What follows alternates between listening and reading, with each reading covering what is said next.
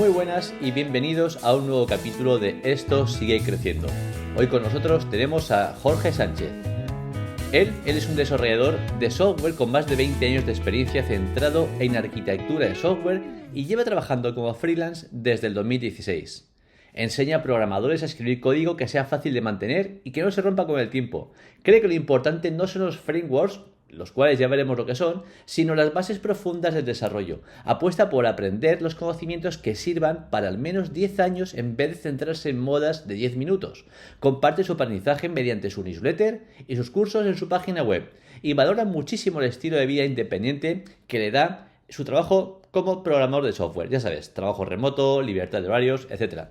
Además, tras quedarse en paro después de 8 años trabajando, le hizo darse cuenta de que los fundamentos del software sirven para cualquier tecnología. Sin más distracciones, sin más tiempo que os quite, hoy con nosotros tenemos a Jorge. Hola, ¿qué tal? Muy buenas, Jorge. ¿Qué tal? ¿Cómo estás? Muy bien, todo bien. ¿Tú qué tal? Perfecto. Oye, muchísimas gracias por estar aquí de nuevo. Sí, porque lo que tenemos que decir, yo creo que en primer lugar, después de agradecerte el que estés aquí conmigo, con nosotros, es que, bueno, que esta es la segunda vez que vamos a hacer esta entrevista, porque la primera salió muy bien, pero no se grabó. Entonces, bueno, Cosas que esto pasan. tenemos que repetirlo, ¿no? Sí, está bien repetir. Así me expreso mejor y nos volvemos a ver las caras, que estuvo muy bien. Sí, la verdad es que por lo que tengo, vamos, por lo que me respecta a mi parte, decir que muy cómodo contigo, así que súper a gusto vamos a repetir esto, a Ujú. ver, como tú dices, a mejorar lo que ya hicimos una primera vez. Muy bien, fenomenal. Oye, Jorge, nada, pues vamos a empezar pues hablando de lo que hemos venido a hablar, que es de ti, tu trayectoria. Tú eres desarrollador de software, ¿verdad? Sí. Y bueno, Ujú, que no sé yo quién no cuente. Cuéntanos un poquitín de dónde vienes y qué empezaste a hacer y qué estás haciendo ahora mismo. ujú, vale. Pues mira, yo no fui a la universidad, yo soy desarrollador de software desde hace 23 años. Empecé estudiando en un módulo de grado superior, un módulo de FP de grado superior, y algo que sucede en estos módulos es que el último año haces 3 meses prácticas en una empresa. Ah, Entonces yo hice las prácticas en una empresa y me quedé en esa empresa durante 8 años. Luego por debido a la crisis del 2008-2010, esa empresa cerró y fui saltando de una empresa a otra. Y algo que fue sucediendo a lo largo de cada una de las empresas que yo fui pasando fue clave para que en un momento dado, después de 14 años trabajando por cuenta ajena, decido dar el salto al mundo freelance y llevo ya, este es el 10.º año trabajando como freelance. ajá. Y actualmente pues trabajo como freelance ofreciendo servicios de desarrollo de software, impartiendo formaciones en empresas y también impartiendo formaciones empaquetadas subiéndolas a plataformas en internet ya grabadas Ah, actualmente. súper. Mira, lo siguiente que te quería preguntar es, tú en tu página web hablas de Ujú, los frameworks, ¿verdad?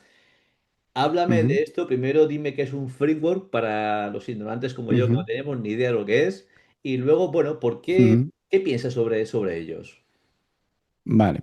Pues mira, un framework, cuando tú estás desarrollando software, no se escribe todo el código de cero, sino hay ciertas utilidades comunes que, por ejemplo, cuando tú tienes que hacer una página web, pues si lo vas a hacer con una tecnología que se llama React, pues ya tiene sus propios formas de crear los componentes que aparecen en la web, de cómo poner los botones, de cómo gestionar el estado de lo que va ocurriendo en la página, y eso a todos los niveles. Desarrollo mobile, desarrollo backend, que es la parte del servidor que no se ve, la parte frontend.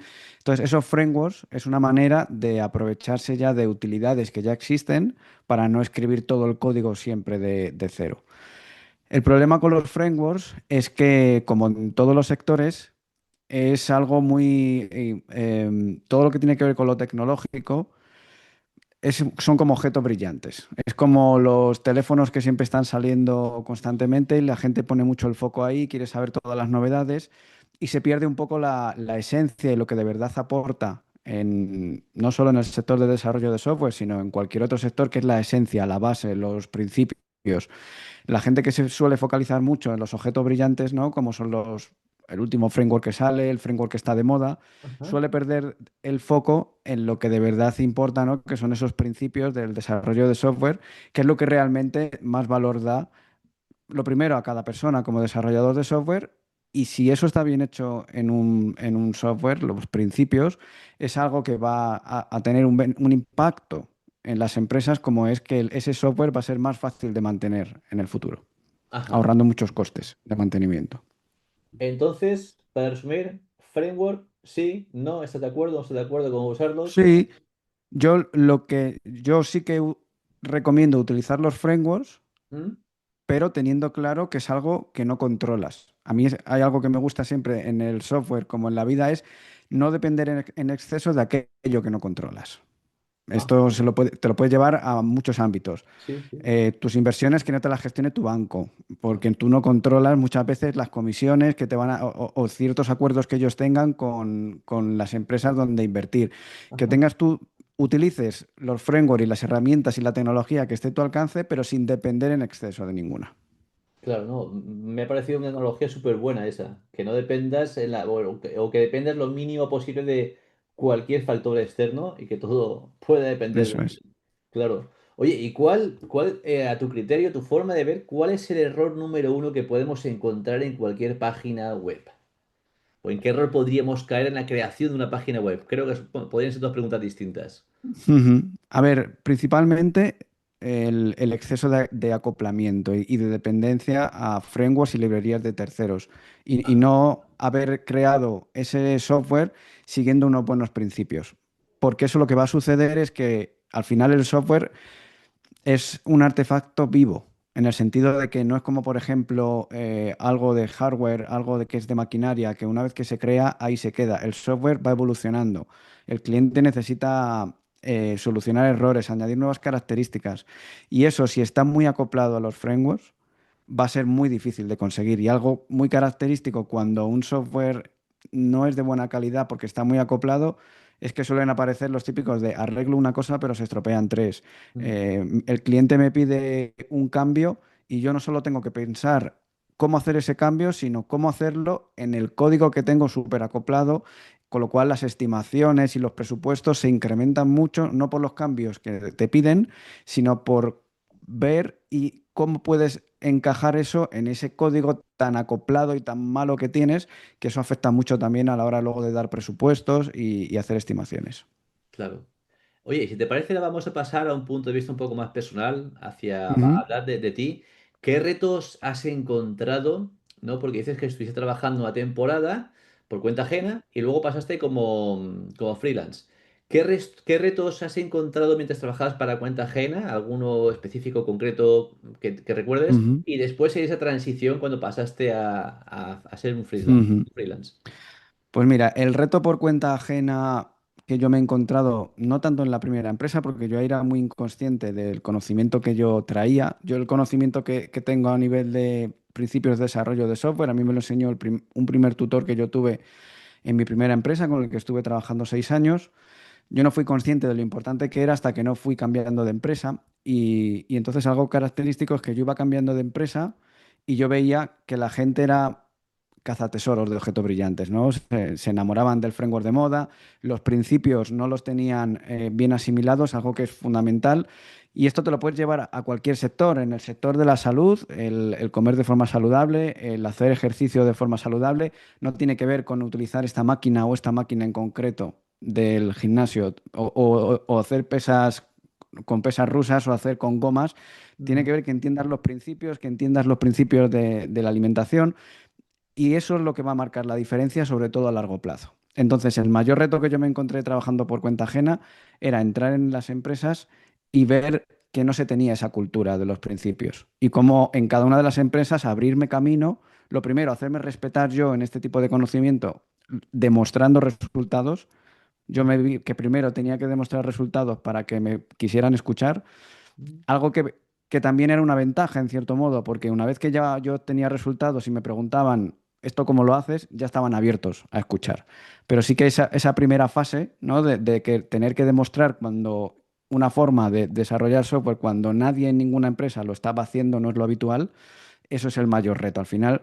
Y lo fui haciendo una vez y otra vez, hasta que después de 14 años, pues bueno, yo dije, joder, si llevo 14 años enseñando estas cosas a mis compañeros, creo que me lo puedo montar por mi cuenta. Esto es algo bastante, no es cosa de una empresa, no es cosa de dos, esto creo que es algo, una necesidad real que hay en el sector, el divulgar este tipo de conocimiento.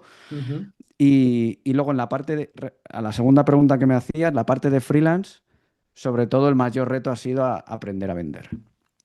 Ese ha Claro, sido el mayor reto que yo he tenido que hacer, porque sí, yo estaba muy acostumbrado a venderle la idea a mis compañeros, pero no es lo mismo, aunque tiene sus similitudes, no es lo mismo a gente en la que ya has demostrado resultados que gente que no te conoce, que no ha visto esos resultados. Convencer ese tipo de perfil que no te conoce y no, digamos, ha entrado ya por los ojos porque ha visto los resultados, claro. pues requiere de unos mecanismos diferentes.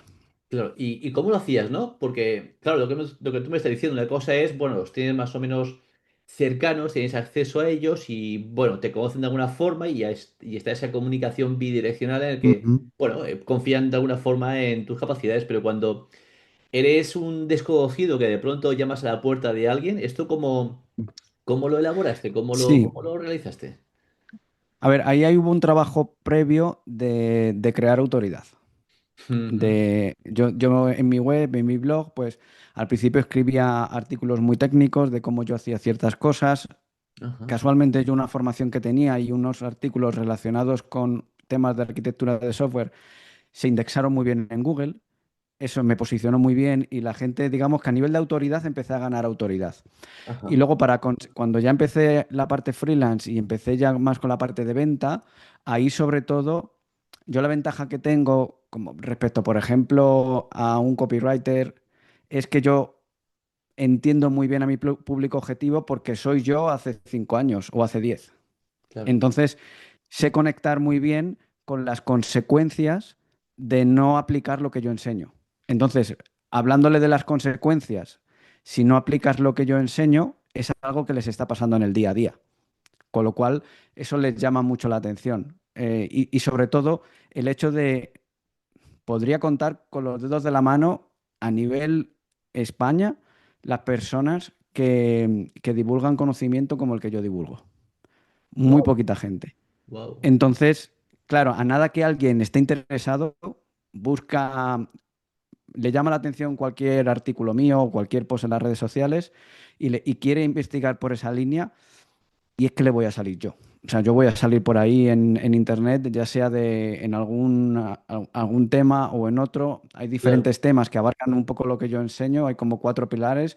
Cualquiera que empieces a investigar en internet, me encuentras. Con lo cual eso también se retroalimentan. Si te llamo la atención por algo, me buscas y ves que estoy bien posicionado en Google, ves que hay gente hablando de mí, al final eso también la autoridad es como que se retroalimenta.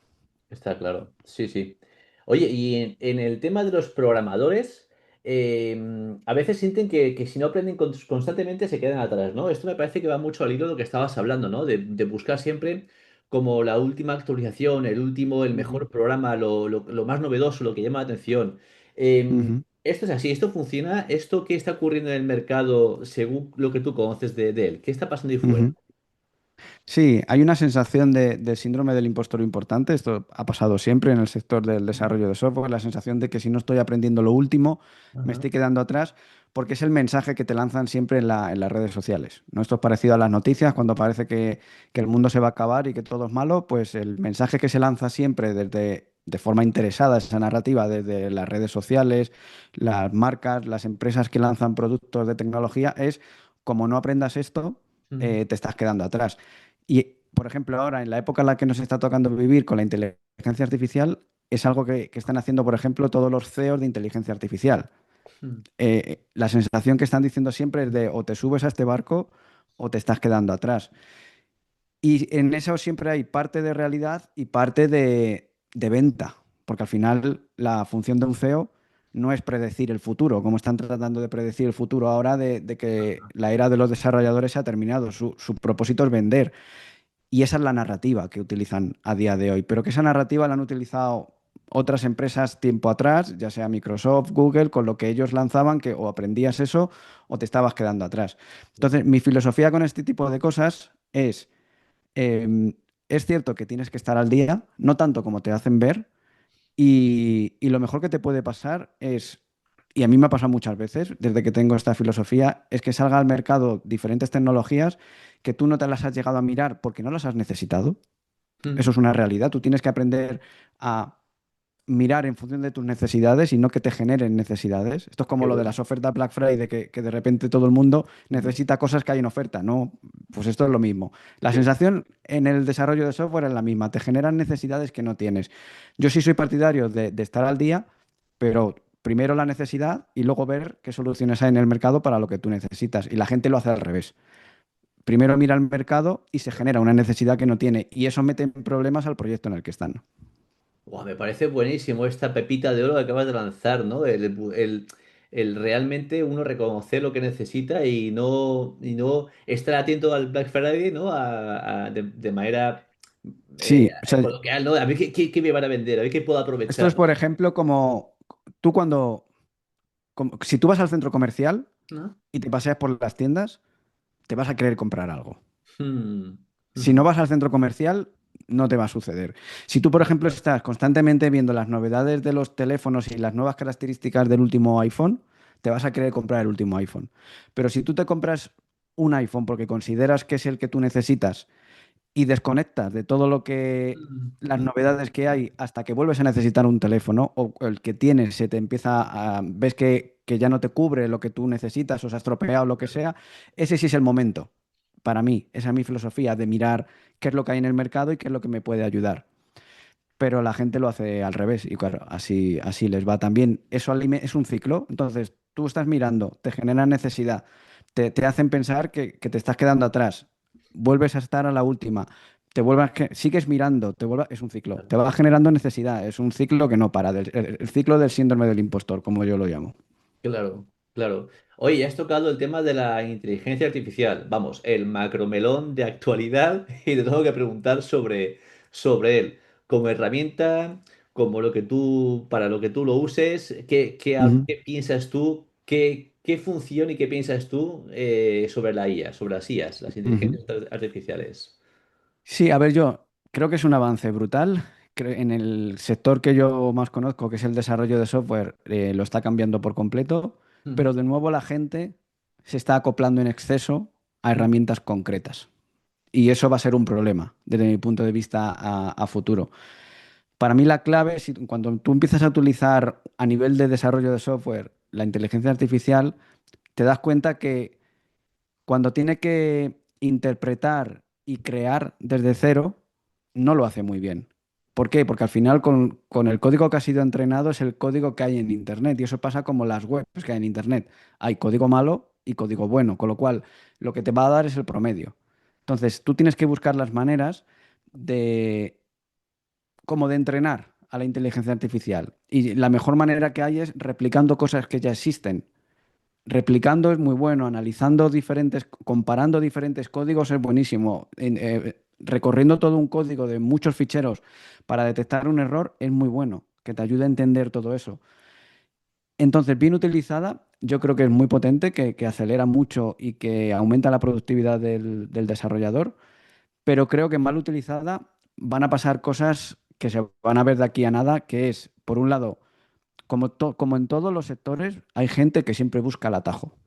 mm, Entonces, si tú buscas el atajo y tú buscas el copio y pego sin entender, ahí lo que va a pasar es que poco a poco tú mismo te estás haciendo reemplazable. No te está reemplazando la IA, sino que tú mismo te estás haciendo reemplazable, porque si tú, qué bueno. la IA es quien decide, no van a tardar en darse cuenta de que no aportas nada en la cadena. Te pueden sustituir a ti por otra persona. Sin embargo, si tú, con tus conocimientos, eres capaz de poner en duda, de buscar mecanismos, de buscar raíles a la IA para que no se descarrile y te dé cosas que no le has pedido. Hay un trabajo ahí también un poco de ingeniería en cuanto al uso de la inteligencia artificial que quien lo sepa hacer muy bien, yo creo que no le va a faltar trabajo y va a sacar cosas increíbles, pero de nuevo, la gran mayoría lo que está haciendo es utilizarla para sustituir su cerebro en Ya, lugar de sustituir su tiempo. Y yo creo que donde deberíamos de ir es automatizar a todas aquellas tareas repetitivas, pero todo lo que tiene que ver con la creatividad, debemos de seguir estando nosotros al mando. Esto es como darle, si no, al final estás como dando un Ferrari a una persona que no sabe conducir, que es en lo que te vas a convertir cuando, si poco a poco, al final todo lo que facilita, debilita. Esto ha pasado desde la revolución industrial y claro. si tú, por ejemplo, vas en coche a todos los lados, pues al final tu cuerpo lo nota. Porque sí, te está facilitando el trayecto, pero si dejas de caminar, si dejas de moverte, las personas necesitamos, nuestro cuerpo está pensado para estar en movimiento y nuestro cerebro también. Si dejas de utilizar el cerebro, eso va a tener consecuencias. Wow, desde luego, sí, sin duda, ¿no? Y yo creo que ya se empieza a atisbar esas primeras fases de, ¿no? De dejarlo todo a una inteligencia que decida por mí. Oye, Mm, has utilizado la palabra libertad y me gustaría, porque en tu página web ujú, hablas de tu rutina, que incluye trabajar desde casa, llevar niños al ujú, colegio, entrenar y trabajar por bloques. ¿Esto te ha ujú. dado más libertad con más responsabilidad o menos libertad con menos responsabilidad? Mucha más libertad. Al final voy en la misma filosofía del desarrollo de software. Hmm, No me gusta depender en exceso de lo que no controlo. Yo ya estuve en una empresa en la que de un día para otro cerró la empresa y me vi en el paro sin yo tener que decidir nada, que la salud financiera de mi familia dependa de personas que al final son desconocidos.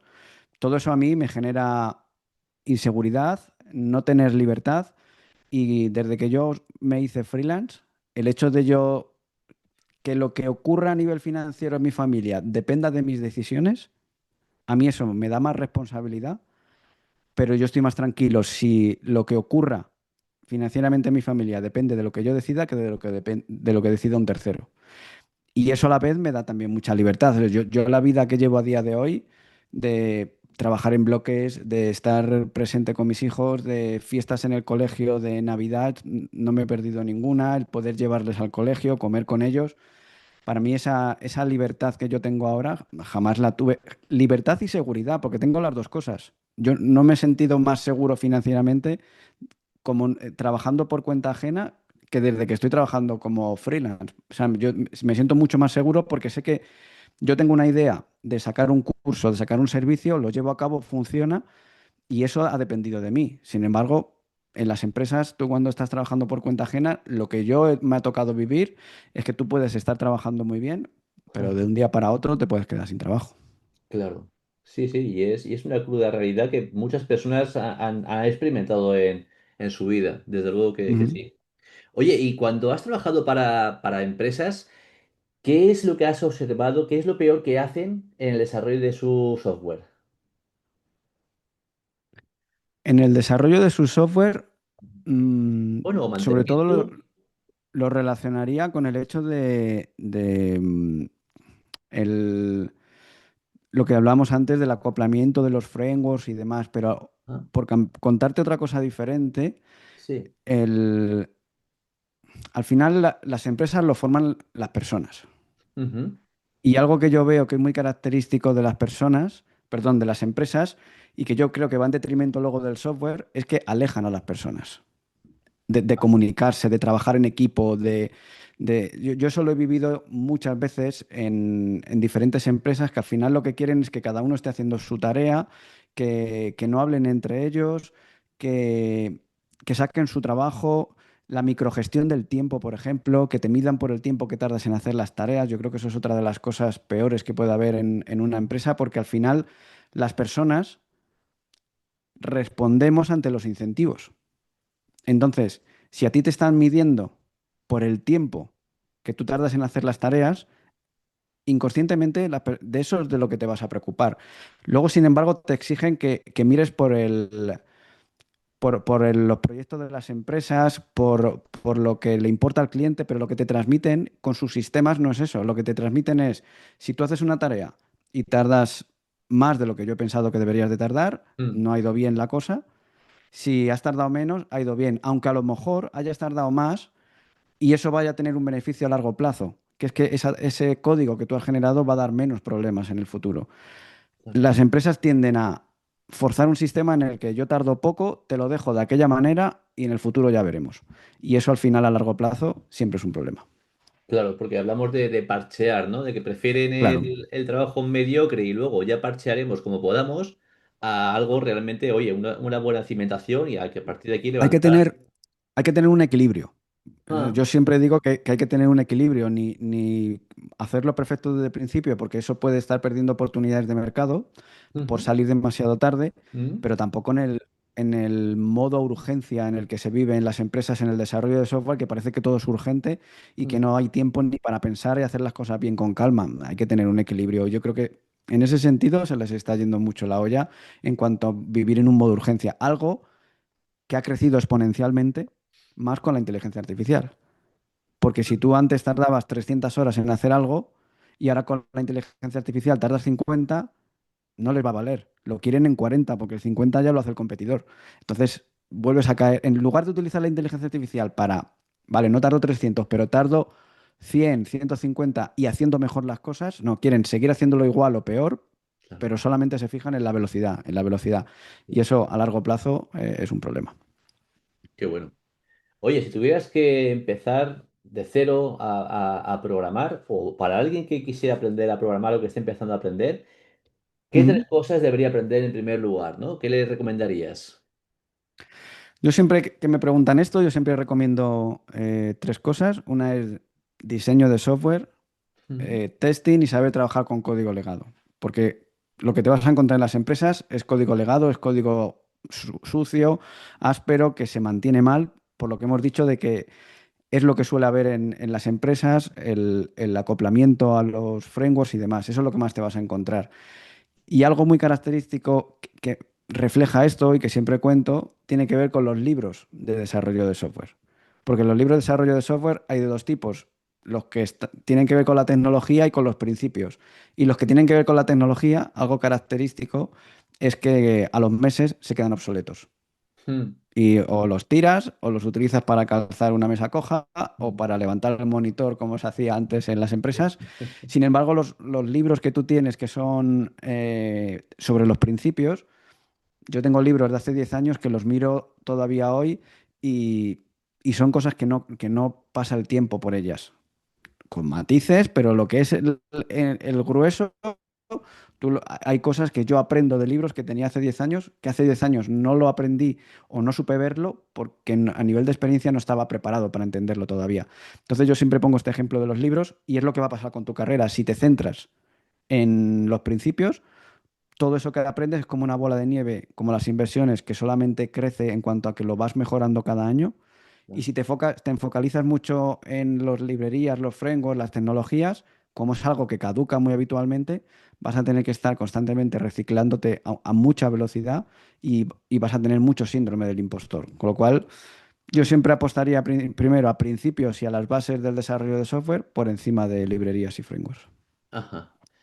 Actualmente, en tu profesión como freelance, qué es lo que más estás tocando ahora mismo? ¿En qué encuentras más fallos, errores en las empresas? Sobre todo es que las empresas lo que más fallan es lo que venimos hablando todo el rato, el tema de pasar por encima de los principios, no darle la importancia que tienen, Mm, centrarse en librerías y en frameworks, el tema de la velocidad. Al final está todo muy encaminado a lo mismo. Te fijas en las librerías y los frameworks, que es lo que más cambia a nivel de velocidad.